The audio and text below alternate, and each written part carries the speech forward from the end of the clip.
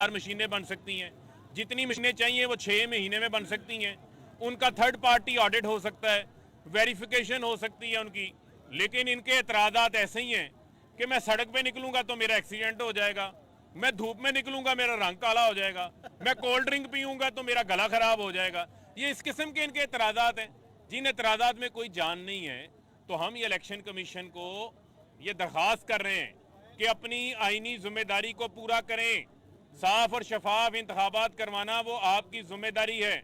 और शहबाज शरीफ, बिलावल जरदारी ये खुद धांधली को परवान चढ़ाना चाहते हैं, ये खुद ठप्पा माफिया के साथ रहना चाहते हैं। क्या इस मुल्क में जाली बैलेट पेपर्स नहीं प्रिंट होते रहे? क्या इस मुल्क में डब्बे नहीं उठाए जाते रहे? क्या इस मुल्क के अंदर वो लोग जो अल्लाह को प्यारे हो गए हैं उनके वोट भी कास्ट कर दिए जाते हैं? स्टैंप चोरी हो जाए जिससे वोट के ऊपर मोहर लगती है तो 2-2 घंटे पोलिंग रुकी रहती है। वोटर एजुकेशन किसने करनी है? किसका काम है? इलेक्शन कमीशन का काम है। अमले को किसने ट्रेनिंग देनी है? इलेक्शन कमीशन ने ट्रेनिंग देनी है। 2 साल का अरसा दर पड़ा हुआ है। अच्छा जी, कहते हैं जी इस सिस्टम को रन करने के लिए बड़ा वक्त दरकार है। अच्छा, अगर आपकी ये बात मान लें, इस सिस्टम को रन करने के लिए वक्त दरकार है, तो ये जो बैलेट पेपर का निज़ाम है ये तो कई दहाइयों से राइज है। अगर इतना ही वक्त चाहिए था तो इस निज़ाम को आज तक फूल प्रूफ हो जाना चाहिए था। क्यों इसके ऊपर इल्ज़ामात लगते हैं धांधली के?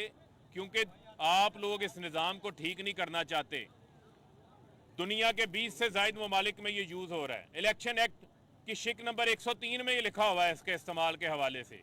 और पूरी कौम देख रही है कि इस निज़ाम को पूरा करने के हवाले से कौन रुकावट डाल रहा है, और जो इसके रुकावट डालेगा उसके ऊपर सवालात उठेंगे। और सवाल करना हमारा राइट है, क्योंकि हम पाकिस्तान के अंदर जमहूरियत को मजबूत देखना चाहते हैं। हम पाकिस्तान के अंदर इंतखाबी अमल को साफ और शफाफ देखना चाहते हैं। और मैं अपोजिशन को कहूँगा कि अगर आप में इतनी हिम्मत है तो आप आए, अपना ऑल्टरनेट तजावीज़ दें। तजावीज़ आप देने को तैयार नहीं, कानून साजी के अंदर अमल करने को आप तैयार नहीं है। सिर्फ आपको जो है वो एनआरओ चाहिए। इसके अलावा जो है वो आपके पास ना कोई ऑप्शन है, ना आपके पास जो है वो कोई तजावीज़ हैं। और फॉरेन फंडिंग की बातें करने वाले ये जो आज मरियम औरंगजेब बातें कर रही थी, तो मैंने तो मरियम सफदर को चैलेंज किया हुआ है कि आए PMLN की और पीपल्स पार्टी वाले भी आए, बिलावल भी आए। हम अपना रिकॉर्ड तो दे दिया है, ये अपना रिकॉर्ड कब लेकर आएंगे? ये क्यों छुपे हुए हैं? और ये जो नोटिस दिए जा रहे हैं, ये नोटिस दे के आप क्या पैगाम देना चाहते हैं? आपके ऊपर तो खुद पीपल्स पार्टी, नून लीग, फजल रहमान, मरियम जो है वो जलसे के बाद तकरीर करके गए, इलेक्शन कमीशन को धांधली के ऊपर मुलवस का करार कर दे के चले गए। वो तकरीरें रिकॉर्ड का हिस्सा हैं, वो रिकॉर्ड में मौजूद है। उसके ऊपर तो कोई नोटिस जारी नहीं होता। वहाँ भी नोटिस जारी हो सकते थे, लेकिन नोटिस जारी नहीं हुए।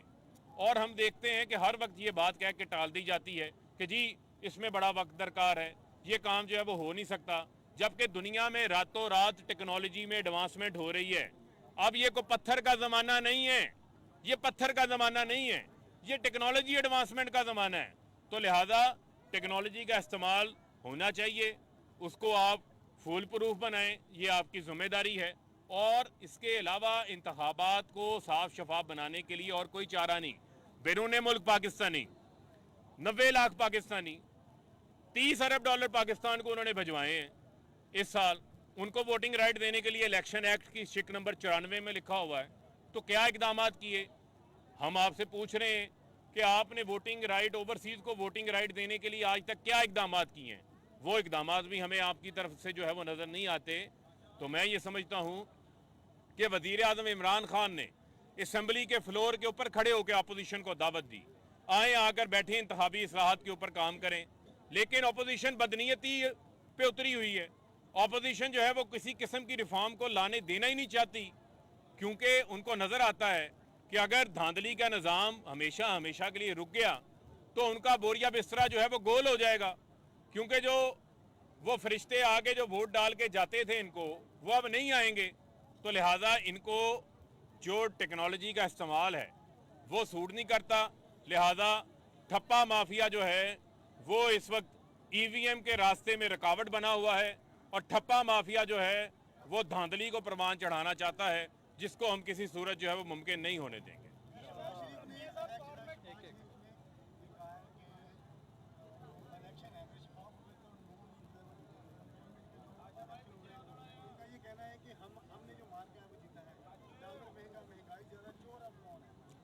देखें, बुनियादी तौर के ऊपर सवाल इनसे ये होना चाहिए कि 3 बार ये पीपल्स पार्टी वजीर आजम रही, 3 बार जो है वो नवाज शरीफ वजीर आजम रहे, तो यहाँ पर तो दूध और शहद की नहरें बहनी चाहिए थी। 2018 में जब ये इंतखाबात जो हैं हारे हैं, इनकी हुकूमत ख़त्म हुई, तो एहसन इकबाल का टीवी पे इंटरव्यू है, वो कहते थे इस हुकूमत को फौरी IMF के पास जाना चाहिए था।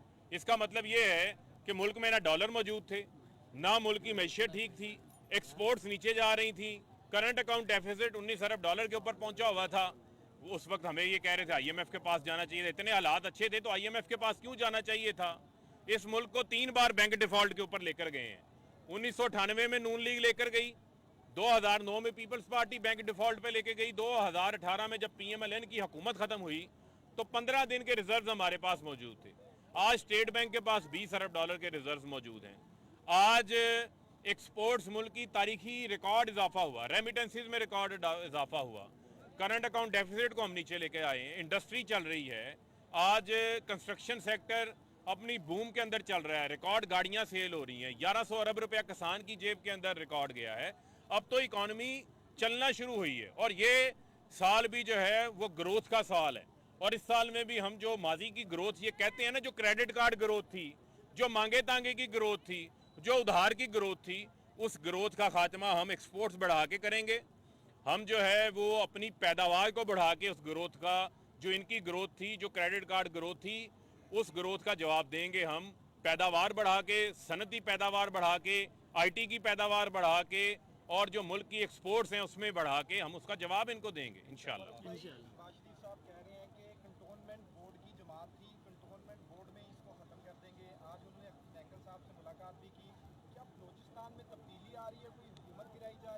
देखें, बलूचिस्तान में तो नून लीग को एक कैंडिडेट नहीं मिला, और शहबाज शरीफ की बात का क्या मैं जवाब दूं? जिसकी बात को उनकी भतीजी जो है वो मरियम संजीदा नहीं लेती, उस बात को मैं क्यों संजीदा लूं? दूसरा ये वही शहबाज शरीफ हैं जिन्होंने जरदारी को जो है वो लाड़काना की सड़कों पे घसीटना था। चले लाड़काना पे ना घसीट सके, लेकिन शहबाज शरीफ को ही ख्वाब में ही घसीट के दिखा दें, लेकिन वो भी नजर नहीं आया।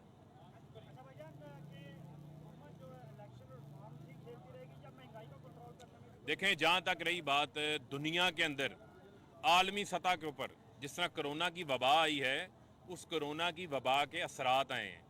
कीमतों के अंदर पिछले 60 साल रिकॉर्ड टूट गए हैं, पूरी दुनिया के अंदर महंगाई में इजाफा हुआ है। वो पेट्रोल जो हम $34 फी बैरल के ऊपर ले रहे थे, आज $75 फी बैरल पे ले रहे हैं। जो टैक्सेस ये लगाते थे 52% पेट्रोल पे टैक्सेस से, हमने कम किया, हम 18% के ऊपर लेकर आए, हमने पूरा बोझ अवाम के ऊपर नहीं डाला। इसके अलावा महंगे बिजली घर लगा के गए, 45% इम्पोर्टेड फ्यूल के ऊपर। आप बिजली लें या ना लें, आप बिजली लें या ना लें, कारखानों को 1500 अरब रुपया हमने अदा करना है, तो उसका जवाब भी शहबाज शरीफ दें। इसके अलावा हम टारगेटेड सब्सिडी देने जा रहे हैं जो मुल्क का कमज़ोर तरीन तबका है उसको, जिसमें हम उसको राशन के हवाले से सब्सिडी देंगे, जिसके ऊपर उसके ऊपर बोझ कम से कम पड़े। जो वेल्थ क्रिएशन हो रही है उससे रोज़गार के मौके पैदा होंगे, और इसी तरीके से आप देखेंगे कि इंशाल्लाह हम इसके ऊपर काबू भी पाएंगे। लेकिन जो कोरोना के असरात हैं उसकी वजह से दालें इंपोर्ट हो रही हैं, खुर्दनी तेल इंपोर्ट हो रहा है। जो खुर्दनी तेल $500 के ऊपर मिलता था पर टन, वो आज 1200 रुपये पर टन के ऊपर पहुंचा हुआ है। फिर जो शिपिंग कंपनियां हैं जिससे ट्रांसपोर्टेशन होती है, उनके रेटों के अंदर भी बेशुमार जो है वो इजाफा हुआ है। तो उन असरात का पाकिस्तान के ऊपर भी असर पड़ा है, लेकिन हमने कोशिश की है कि हम उसका असर पाकिस्तान पे ना आने दें। हम दालों की पैदावार पाकिस्तान में बढ़ा रहे हैं। 22 करोड़ ज़मीन हमारे पास मौजूद है, जिसमें से 5 करोड़ काबिल काश्त है, बाकी ज़मीन को हम काबिल काश्त बना रहे हैं। पाकिस्तान के अंदर हम ऑलिव की काश्तकार को बढ़ा रहे हैं ताकि ऑल्टरनेट ऑयल हमारे पास खाना पकाने के लिए जो है वो मौजूद हो।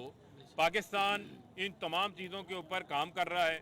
गरीब के लिए, पाकिस्तान की आवाम के लिए, फलाई मंसूबे के लिए हेल्थ कार्ड वज़ीर आज़म साहब ने जो है वो दिसंबर 31 तक पंजाब की सारी आबादी को मिलेगा, KPK को मिल चुका है। इसी तरीके से हाउसिंग सेक्टर के अंदर बैंक्स 60 अरब रुपए के जो है वो कर्जे मंजूर कर चुके हैं। तो मैं समझता हूँ कि आवाम के लिए बेशुमार चीज़ें आ रही हैं जिससे आवाम को फ़ायदा होगा।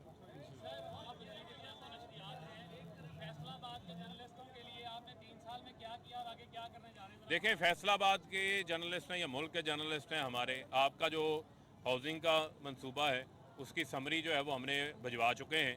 इस मुल्क में बहुत सारे जो है वो लोग इक़्तिदार में रहे, यहाँ से वज़रा भी इक़्तिदार में रहे, सवाए आपको लॉलीपॉप के अलावा उन्होंने कुछ नहीं दिया। लेकिन हमने आपके लिए जगह भी आइडेंटिफाई कर दी है और समरी भी अप्रूवल के लिए गई है, और जो लिस्ट सहाफ़ियों की यहाँ से बनी हुई है जिसके ऊपर सब मुतफ़िक हैं, इंशाल्लाह उसके मुताबिक आपके लिए जो है वो हाउसिंग कॉलोनी भी मिलेगी। इसके अलावा कामयाब जवान प्रोग्राम में हम आपके लिए मराहत लेकर आ रहे हैं, आप उसका हिस्सा बने और उससे मुस्तफ़ीद हों। बहुत शुक्रिया।